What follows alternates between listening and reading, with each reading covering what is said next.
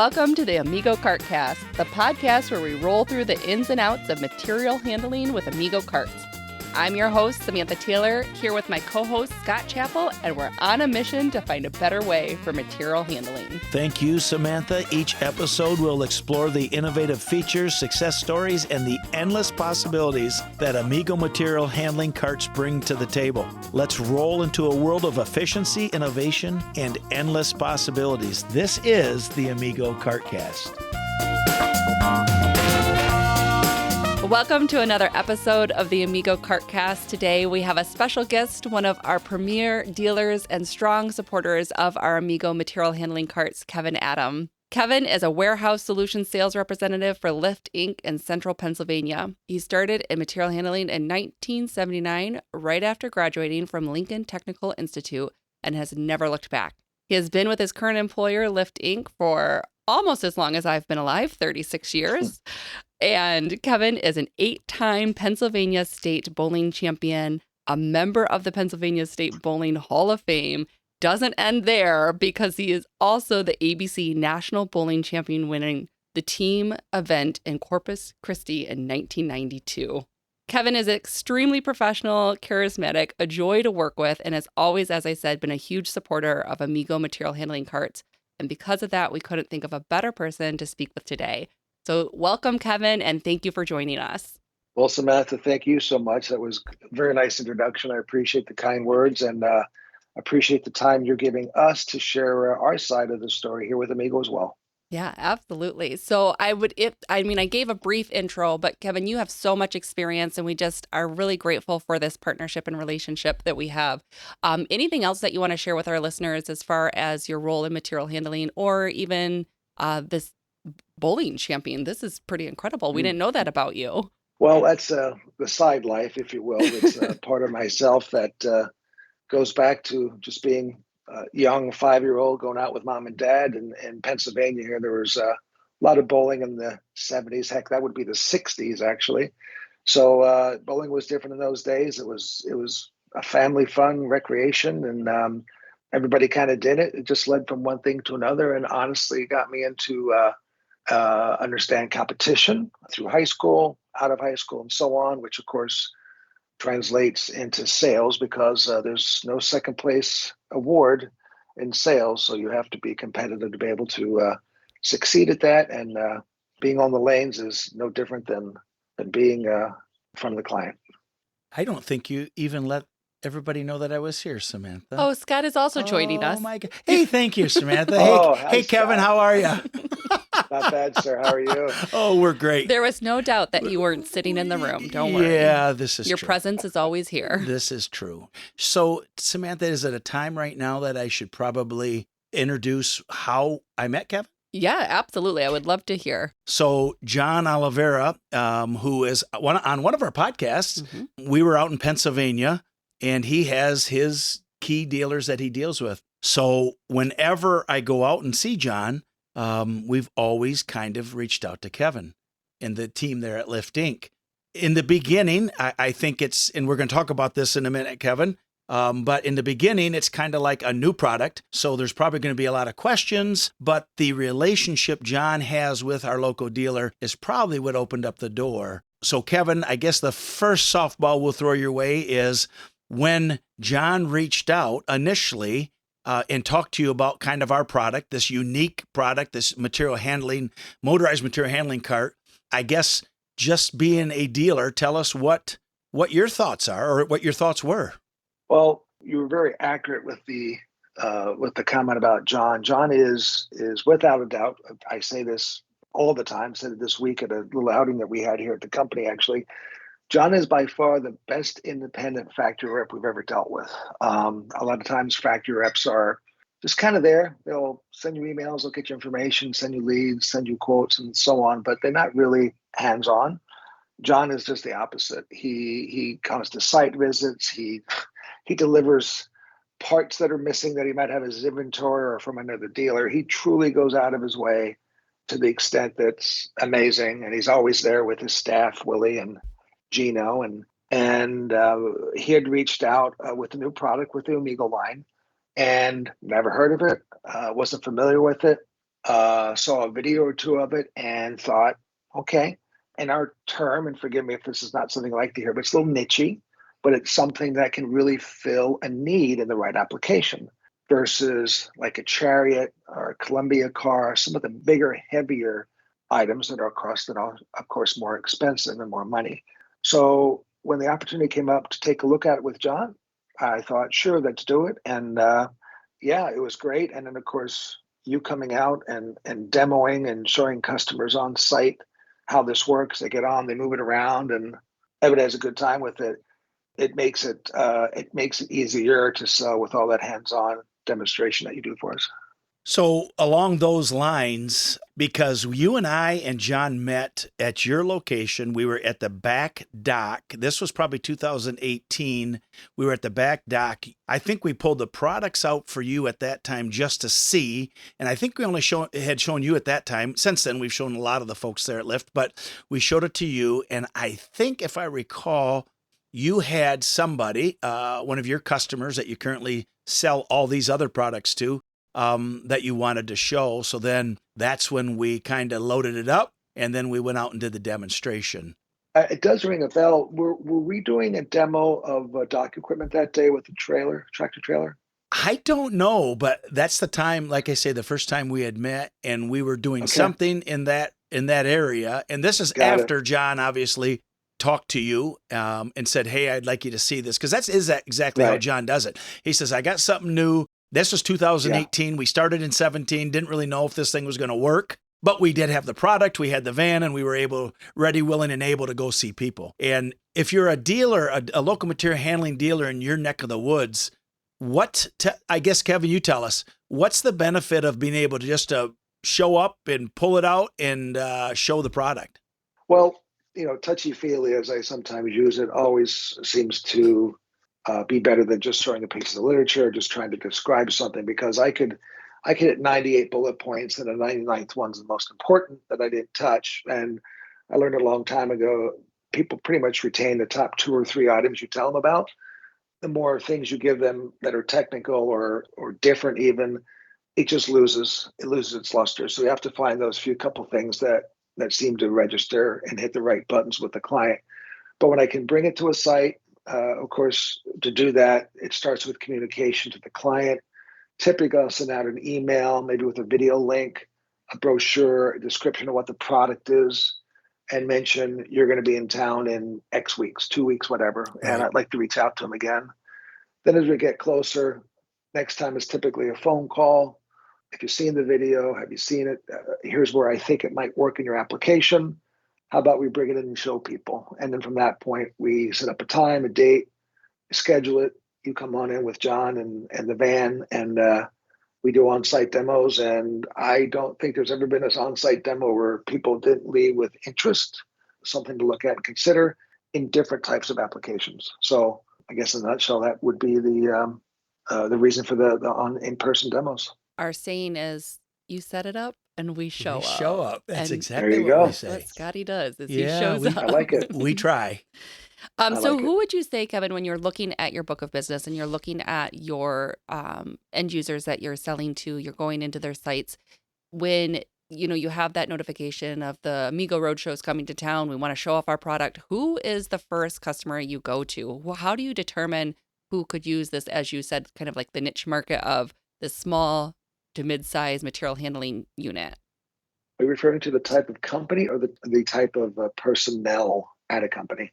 Oh, that's a great question. That's a good question. I guess what do you do? How do you determine that? Or it could be an application, or Kevin, it could be an application question. Sure.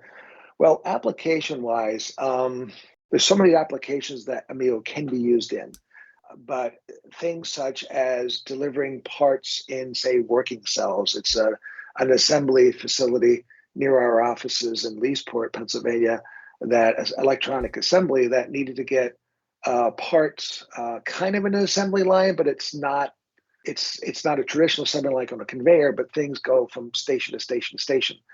And they can drop trailers, they can drop or take boxes from station to station.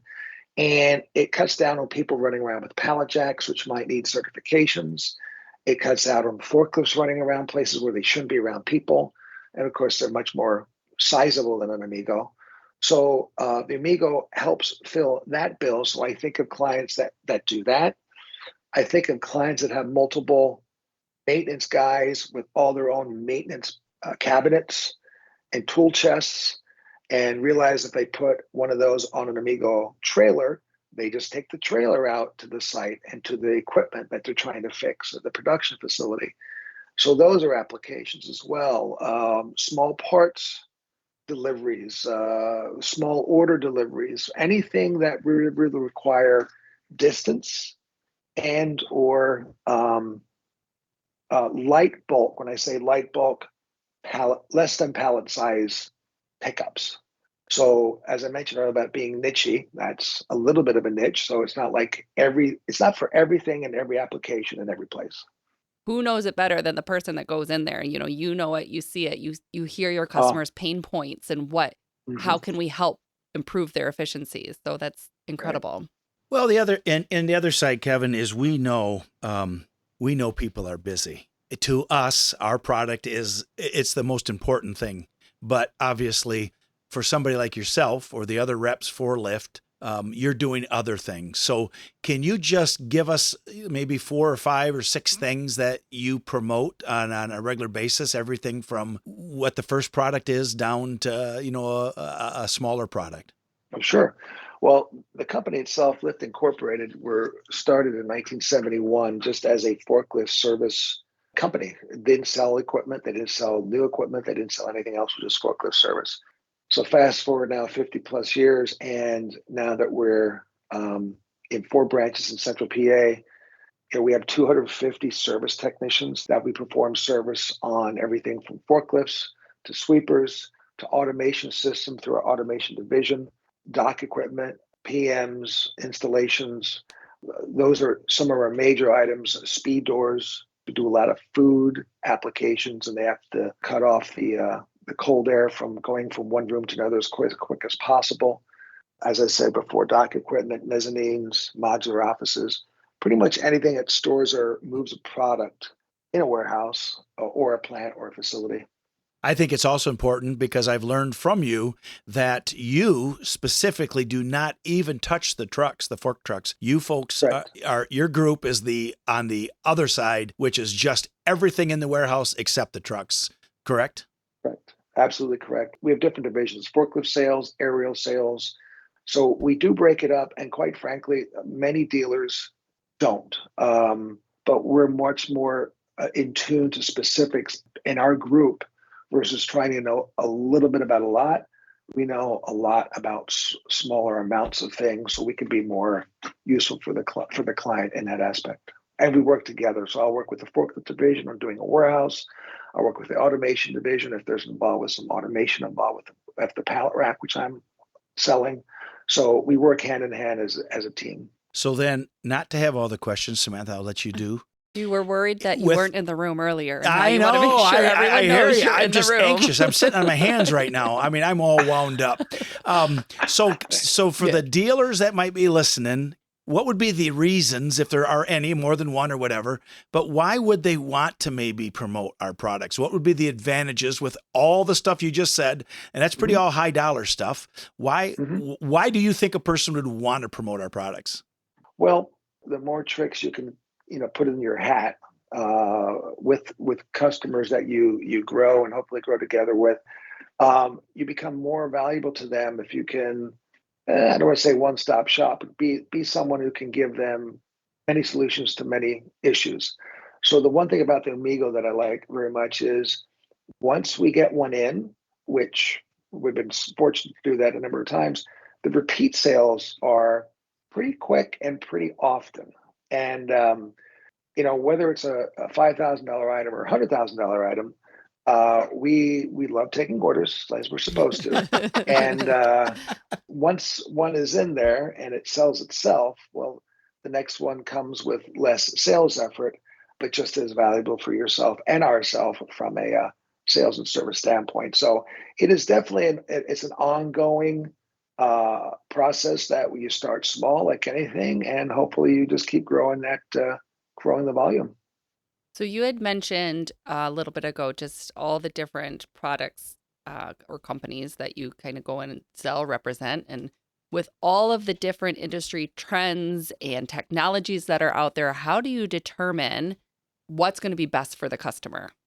Well, once we have a feel for how they do things now and how they like to do things, try to find their pinch points of how can we make their life easier or more efficient and more fluid by using the types of products that we offer.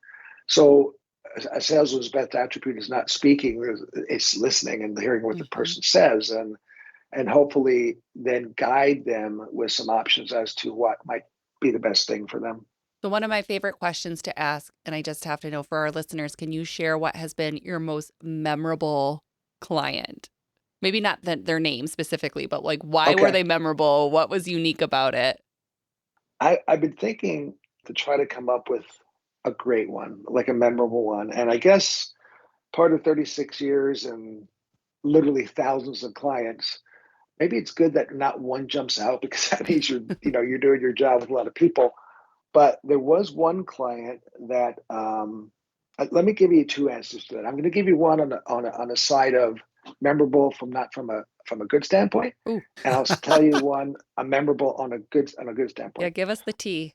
So the first client, and I'm going to leave their name out, but they're very very high tech, very known Fortune 50 company. Heck, that when I heard I had to go in for an application, and interesting enough, I did talk about an Amigo there with the client, and I was expecting to see Star Wars. I was expecting to see George Jetson. I expect to see all of this Uh-huh. high end automation and just cutting edge and stuff that would be blowing my mind away. And I walked into the warehouse and I looked and I went, "Oh my God, they're pushing carts, they're using ladders." Like it was so far from what I expected. So it's funny how sometimes image does not translate. Now, on the opposite end of that scale, and this isn't the memorable one I was going to go with, but just dawned on me, another account of ours that is known for economical stores. So when you go to their store, it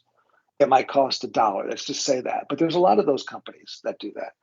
And I expected to see what I found at the other location, which would be just carts being pushed around, a lot of manual labor, a lot of people walking around. And I walked into their facility and it was completely automated. You never know. So I think what it shows is the expense doesn't equal what it costs, because if you're spending $5 million to automate something, but you're saving 6 million in insurance costs and labor and whatever in returns and everything else, you're ahead of the game than if you spent 2 million and you have all those extra costs coming in. So you have to kind of walk in with an open mind in that aspect. The other client I want to tell you about from a memorable standpoint, a customer came to us with an application where they were using a very, very small size pallet, 30 inches deep.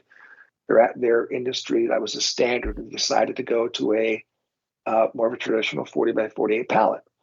And this client had pallet rack that was designed for these 30-inch deep pallets. Well, in the industry, if there's any dealers listening or customers, you can't put a 48-inch pallet on a 30-inch rack because there's way too much overhang.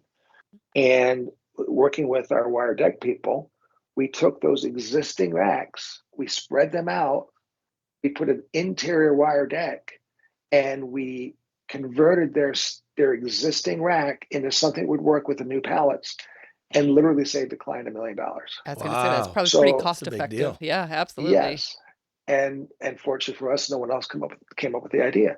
So it's and that's all because working with teammates like with John Oliveira. This was a John Oliveira project with Speed Rack, with Nashville Wire. So this is one of the values that John brings to the table, and it does the same thing with Amigo. So when he has something of that's new, in your case, 6 years ago, we're going to listen and pay attention because he has people who we consider teammates. We don't consider vendor the way most dealers do. We truly do look at them as a two-way street. We want to help you because you're helping us. It's not a one-way thing.